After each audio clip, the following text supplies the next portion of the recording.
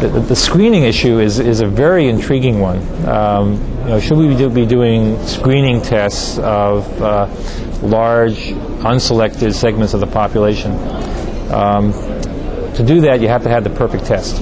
And are we talking about screening for the presence of atherosclerosis, or are we talking about screening not only for atherosclerosis, but for the patients who may be at risk for plaque rupture, the patients who may have vulnerable plaques?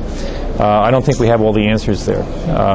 We need to, first of all, evaluate what we know already from this screening for atherosclerosis, where we know you pick up a lot of patients, but the predictive accuracy of which of those patients is going to wind up having a stroke or a myocardial infarction is a little bit unclear.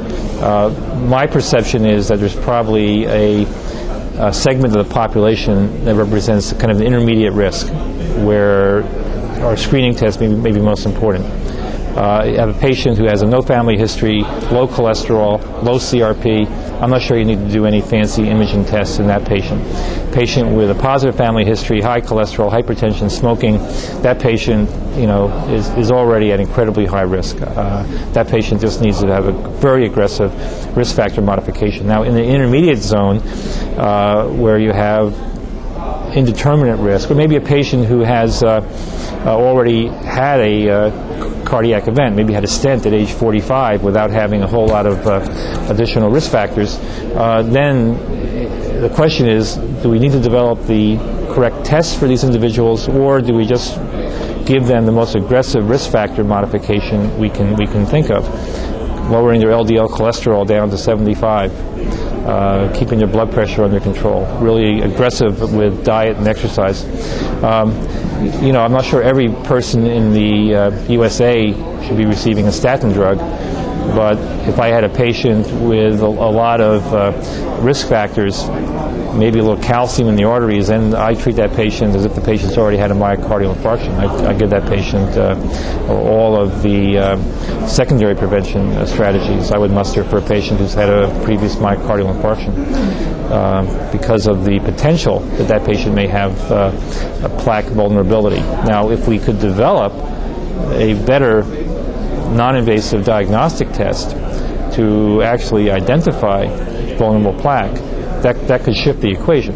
Then perhaps those patients could be screened to identify which of those patients actually will benefit from an expensive medication-driven kind of risk factor modification that we don't want to give to the entire population.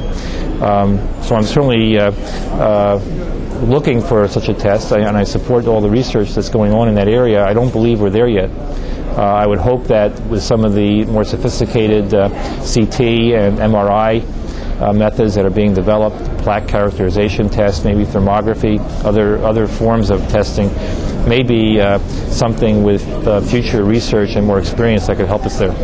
The other issue is whether the risk factors for atherosclerosis are the same risk factors for plaque vulnerability. And that's a great question. I mean, is it a random event that once you have atherosclerosis, it's a roll of the dice, and you will or you won't develop plaque rupture based upon chance? Or are there other factors that would identify those patients who have stable versus potentially unstable plaque? I don't know the answer to that question. For example, CRP. CRP clearly can identify patients at risk for future events. They've got a lot of inflammation, plaques become vulnerable and may rupture. But CRP, in my reading of the literature, also identifies patients who may develop atherosclerosis. Some of the more recent CRP studies comparing CRP with calcium scores, show that as calcium scores progress, they're progressing more in the patients who have the elevated CRP. Is that because they have more vulnerable plaques, or is it just because they are laying down more plaque, vulnerable or otherwise?